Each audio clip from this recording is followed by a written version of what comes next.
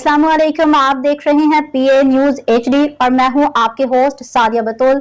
शामिल करते हैं आज की अहम खबरें। डेगारी कत्ल केस मरकजी मुलजिम ताहाल फरार, मकतूला की वालिदा 2 रोज जिस्मानी रिमांड पे पुलिस के हवाले।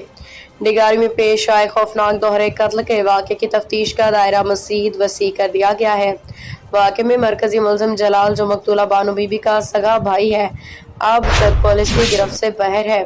पुलिस के मुताबिक सोशल मीडिया पे वायरल होने वाली एक वीडियो में जलाल को वाज़े तौर पे मकतूलीन पे फायरिंग करते हुए देखा जा सकता है। मरकजी मुलजिम की गिरफ्तारी के लिए पुलिस मुख्तलिफ मुकामात पे छापे मार रही है। वज़ीर आला बलूचिस्तान और इंस्पेक्टर जनरल पुलिस ने हिदायत की है कि वाक़े में मुलव्वस तमाम मुलज़िमान को जल्द अज जल्द गिरफ्तार किया जाए। बलूचिस्तान में खातून के कत्ल पे वालिदैन का बयान कानून और शरीयत के मुनाफी है।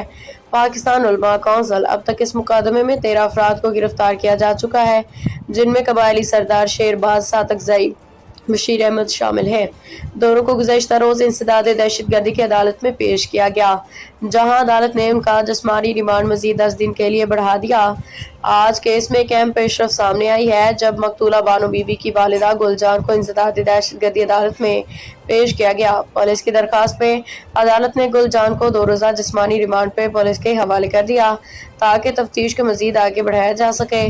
पुलिस का कहना है कि केस हसास नौयत का इख्तियार कर चुका है, हर पहलू से छानबीन जारी है, मजीद गिरफ्तारी मुकाम कान है। न्यूज स्टूडियो से अब तक के लिए इतना ही। मजीद खबरों और अपडेट्स के लिए देखते रहिए PA न्यूज HD।